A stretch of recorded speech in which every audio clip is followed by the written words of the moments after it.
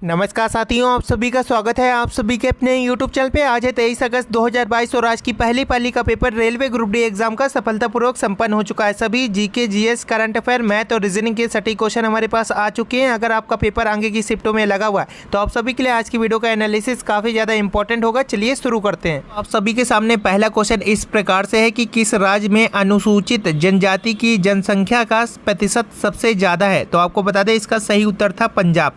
पंजाब राज्य में अनुसूचित जनजाति की संख्या का प्रतिशत सबसे ज़्यादा है। जबकि अगर एसटी जाति की पूछ दी जाए तो एमपी में एसटी जाति की जनसंख्या का प्रतिशत सबसे ज़्यादा है एमपी में, यानी कि मध्य प्रदेश में। जबकि अनुसूचित जनजाति की जनसंख्या का प्रतिशत सबसे ज़्यादा पंजाब में है ज़्यादा। ठीक है, तो एसटी का पूछ दे तो एमपी है, जबकि अनुसूचित जनजाति का पूछ दे तो पंजाब है। अगला क्वेश्चन है आप सभी का कि तांबे की माइन कहाँ पर है। तो आपको बता दें तांबे की माइन खेतड़ी में है, जो कि राजस्थान में पड़ता है। खेतड़ी राजस्थान इसका राइट आंसर है। तांबे की माइन खेतड़ी राजस्थान में स्थित है। अगला क्वेश्चन है एंजल फॉल्स किस देश में है। तो आपको बता दें वेनेजुएला ये राइट आंसर है। ये दुनिया का सबसे ऊंचा जलप्रपात है, जिसकी लंबाई जो है ये 979 मीटर है या 3212 फीट है। इनमें से अगर कुछ भी दिया हो 979 मीटर या 3212 फीट तो ये दोनों ही सही आंसर हैं। और ये दुनिया का सबसे ऊंचा जलप्रपात है। वेनेजुएला एंजल फॉल्स जो है वेनेजुएला देश में स्थित है। अगला क्वेश्चन सरहुल किस राज्य का लोक नृत्य है। तो आपको बता दें झारखंड का पॉपुलर लोक नृत्य है सरहुल झारखंड राज्य का लोक नृत्य है। तो यहाँ पे झारखंड इसका क्या हो जाएगा, सही उत्तर हो जाएगा, राइट आंसर हो जाएगा झारखंड। अगला क्वेश्चन है इजराइल में किस जाति की जनसंख्या सबसे अधिक है। तो आपको बता दें इजराइल में यहूदियों की जनसंख्या सबसे अधिक है। इजराइल में यहूदी जाति की जो जनसंख्या है ये सबसे अधिक है। यहूदी यहाँ पे क्या हो जाएगा, सही उत्तर हो जाएगा, राइट आंसर हो जाएगा यहूदी। अगले क्वेश्चन की तरफ बढ़ते हैं। अगला क्वेश्चन काफ़ी ज़्यादा इंपॉर्टेंट, दूसरी सर्वाधिक जनसंख्या किस महाद्वीप में है। तो आपको बता दें इसका राइट आंसर है अफ्रीका, क्योंकि पहली सर्वाधिक जनसंख्या जो है ये एशिया महाद्वीप में है और दूसरी अगर आपसे पूछ दे तो अफ्रीका इसका राइट आंसर है। और तीसरी अगर आपसे पूछ दे कि तीसरी सर्वाधिक जनसंख्या किस महाद्वीप में है तो इसका आंसर आप लोगों को कमेंट सेक्शन में देना है। पहली है एशिया, दूसरी है अफ्रीका और तीसरी का आपको आंसर देना है कमेंट सेक्शन में। अगला क्वेश्चन है राष्ट्रीय महत्व के जो भी हमारे स्मारक हैं, स्थान है और जितने भी वस्तुओं का संरक्षण है किस अनुच्छेद में आता है। तो अनुच्छेद 49 के अंतर्गत जितने भी हमारे राष्ट्रीय महत्व के स्मारक हैं, स्थान हैं और जितनी भी वस्तुएं हैं इन सभी का संरक्षण अनुच्छेद 49 के अंतर्गत आता है। अनुच्छेद 49 में सभी का संरक्षण के बारे में दिया गया। तो अनुच्छेद 49 यहाँ पे सही उत्तर हो जाएगा। किस राज्य का लिंगानुपात 1084 है। तो आपको बता दें केरल राज्य का लिंगानुपात 1084। यहाँ पे केरल क्या हो जाएगा, इसका राइट आंसर हो जाएगा, सही उत्तर हो जाएगा केरल।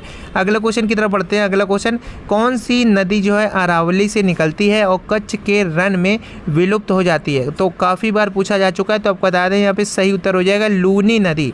लूनी नदी जो है ये अरावली से निकलती है और कच्छ के रण में विलुप्त हो जाती है। लूनी नदी यहाँ पे सही उत्तर हो जाएगा, राइट आंसर हो जाएगा लूनी नदी। अगला क्वेश्चन है मौलिक अधिकार किस देश से लिया गया। तो आपको बता दें सही उत्तर था यूएसए इसका राइट आंसर है। मौलिक जो अधिकार है ये यूएसए देश से लिया गया है। यूएसए यहाँ पे क्या हो जाएगा, सही उत्तर हो जाएगा। कौन सी धातु को चाकू से आसानी से काटा जा सकता है। तो आपको बता दें ऐसी दो धातुएं हैं जिनको चाकू से आसानी से काटा जा सकता है। अगर इनमें से कोई भी आंसर दिया हो तो वही सही होगा। पहली है सोडियम, दूसरी है पोटेशियम। सोडियम और पोटेशियम को चाकू से आसानी से काटा जा सकता है। ये एक ऐसी धातु हैं जिनको हम लोग एक चाकू से आसानी से क्या करते हैं, काट सकते हैं। तो ये यहाँ पे क्या हो जाएगा, सोडियम और पोटेशियम ये सही उत्तर हैं। चिनूक किस देश में बहने वाली हवा है। तो आपको बता दें चिनूक जो है ये संयुक्त राज्य अमेरिका में बहने वाली हवा है। चिनूक जो है संयुक्त राज्य अमेरिका में बहने वाली एक काफ़ी प्रसिद्ध हवा है। काफ़ी सही हवा होती है, सांस लेने के लिए ये काफ़ी इसमें ऑक्सीजन पाई जाती है। तो चिनूक जो है ये संयुक्त राज्य अमेरिका में बहने वाली हवा है। संयुक्त राज्य अमेरिका इसका सही उत्तर हो जाएगा, राइट आंसर हो जाएगा। राज्यसभा का पदेन सभापति कौन होता है? तो आपको बता दें उपराष्ट्रपति इसका सही आंसर था। राज्यसभा का पदेन सभापति उपराष्ट्रपति होता है। अगला क्वेश्चन काफ़ी ज़्यादा इंपॉर्टेंट है। चकमा शरणार्थी कौन से देश से आए थे? तो आपको बता दें चकमा शरणार्थी ये आपके अरुणाचल प्रदेश में आए थे और ये पूर्वी पाकिस्तान जो कि अब बांग्लादेश है यहाँ से आए थे। ठीक है, उस समय चकमा जो शरणार्थी थे पूर्वी पाकिस्तान से आए थे, अरुणाचल प्रदेश में जाकर बसे थे। अब पूर्वी पाकिस्तान जो है जहाँ से चकमा शरणार्थी आए थे वो बांग्लादेश है। तो यहाँ पे पूर्वी पाकिस्तान या बांग्लादेश कुछ भी दिया हो वही सही आंसर था। अगला क्वेश्चन है खेलो नर्सरी योजना कहाँ शुरू की गई है? तो आपको बता दें इसका सही उत्तर है हरियाणा। हरियाणा इसका राइट आंसर है। खेलो नर्सरी योजना जो है हरियाणा में शुरू की गई है। हरियाणा इसका सही उत्तर हो जाएगा, राइट आंसर हो जाएगा। रजिया सुल्तान कब शासिका बनी थी? तो आपको बता दें रजिया सुल्तान जो है 1236 ईस्वी में जो है शासिका बनी थी। तो 1236 ईस्वी क्या हो जाएगा? सही उत्तर हो जाएगा, राइट आंसर हो जाएगा। अगला क्वेश्चन काफ़ी ज़्यादा इंपॉर्टेंट है। दोस्तों अगला क्वेश्चन है समान कीमतों वाले 73 वस्तुओं का क्रय मूल्य 5110 रुपये है और इसी प्रकार की 89 वस्तुओं का विक्रय मूल्य 5607 रुपये है। सौदे का परिणाम क्या रहा? तो यहाँ पे आपको बताना है कि लाभ हुआ कि हानि हुई। तो यहाँ पे सबसे पहले आप लोग देखिए 73 वस्तुओं का क्रय मूल्य, 73 वस्तुओं को 5110 में ख़रीदा जाता है। तो एक वस्तु को कितने में ख़रीदा जाएगा? 5110 बटे में 73। जब इसको हम लोग काटेंगे तो यहाँ पे आपका आंसर आ जाएगा 70। एक वस्तु को 70 रुपये में ख़रीदा जाता है। यहाँ से हमें ये निकल के आया है कि एक वस्तु की सीपी क्या है। तो एक वस्तु की सीपी पता चल गई। इसके बाद दोस्तों यहाँ पे आप लोगों को दिया है कि 89 वस्तुओं को यहाँ पे 5607 में क्या है बेचा जाता है। तो एक वस्तु को कितने में बेचा जाएगा? तो 5607 बटे 89। जब आप लोग इसको काटेंगे तो यहाँ पे आप लोगों का 63 आ जाएगा। ठीक है दोस्तों, यहाँ पे एक वस्तु को 70 रुपये में ख़रीदा जाता है और एक वस्तु में 63 रुपये में बेचा जाता है। क्योंकि यहाँ पे बोला है 89 वस्तुओं का विक्रय मूल्य 5607 है। तो एक वस्तु का हम लोग जब निकालेंगे तो 5607 बटे में 89 करेंगे। 89 से जब हम लोग काटेंगे तो 63 आ जाएगा। एक वस्तु का CP 70 रुपये और एक वस्तु का SP 63 रुपये। यहाँ पे हमें सीधा पता चल रहा है कि 7 रुपये का क्या हो रहा है? यहाँ पे हो रहा है लॉस। ठीक है, और बटे में हम लोग रखेंगे क्या? 70 रखेंगे और यहाँ पे गुणे में करेंगे 100। तो यहाँ पे 7 धाम क्या होगा? 70 होगा और 10 से ये जब कट जाएगा तो 10% का यहाँ पे क्या आ जाएगा? 10% का लॉस आ जाएगा। यहाँ पे हमको पता चल जाएगा 10% का यहाँ पे क्या हो रहा है? लॉस हो रहा है। तो यहाँ पे राइट आंसर था 10% का लॉस। अगला क्वेश्चन है 800 रुपये की राशि साधारण ब्याज की किसी दर से 3 वर्षों में 956 हो जाती है। यदि ब्याज दर 4% बढ़ा दी जाए तो 800 की धनराशि 3 वर्ष में जो है मिसदन क्या होगा? तो दोस्तों यहाँ पे आप लोगों को सबसे पहले P दिया हुआ है आपका 800। ठीक है, इसके बाद बोला है टाइम दिया हुआ है आप लोगों का 3 वर्ष। इसके बाद यहाँ पे हम लोगों को इंटरेस्ट निकल आएगा क्योंकि 956 हो रही है। ठीक है, 800 रुपये थी तो यहाँ पे आप लोगों का इंटरेस्ट निकल आया 156।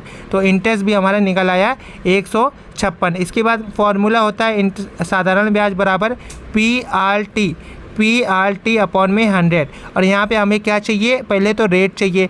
रेट हमें पता नहीं तो फॉर्मूला क्या हो जाएगा? 100 का गुणा हो जाएगा I में, I इंटू 100 अपॉन में PT, I इंटू 100 अपॉन में PT, I इंटू 100। ठीक है, यहाँ पे R बराबर में I इंटू 100 अपॉन में P और T। ये फॉर्मूला निकल के आया। I आपका 100 क्या था? 156 था। गुणे करेंगे 100 और P चल रहा है आपका 800 और गुणे करेंगे 3। ठीक है, तो 3 पचे 15, 3 दूना 6। तो यहाँ पे आप लोगों का 0 से 0 कट गया। 8 से इसको जब काटेंगे तो यहाँ पे सबसे पहले 4 से काटते हैं। 4 दूनी 8, 4 एकम 4, 4 तें 12। इसके बाद इसको जब आप लोग काटेंगे तो 2 छिंग 12 और इसके बाद 0.5 तो 6.5 यहाँ पे रेट ऑफ इंटरेस्ट निकल के आ गई। अब यहाँ पे बोला है कि जब ब्याज दर जो रेट ऑफ इंटरेस्ट है 4% और बढ़ाई जाती है, यानी कि जब 4 इसको % और बढ़ा देंगे तो यहाँ पे ये 10.5% हो जाएगी। रेट ऑफ इंटरेस्ट हमें पता चल गई 10.5 हो रही है।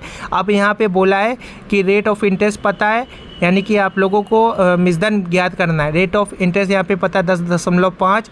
इसके बाद बोला है 800 रुपये की धनराशि है, टाइम दिया है 3 वर्ष का, बटे 100 कर देते हैं। तो 0 0 कैंसिल और यहाँ से हम लोग निकालते हैं तो आंसर आप लोगों का आ जाता है 200 ₹52। कैसे आता? 8 × 24, 24 का गुणा जब 10.5 में कराते तो ये आपका ₹252 आ जाता। इंटरेस्ट हमें यहाँ पे क्या है पता चल जाता है, मिसदन पूछा था तो ये हम लोग 800 में 252 और जोड़ देते तो यहाँ पे हमारा मिसदन पता चल जाता। तो 800 में जब 252 जोड़ते तो 1052 इसका सही उत्तर हो जाता।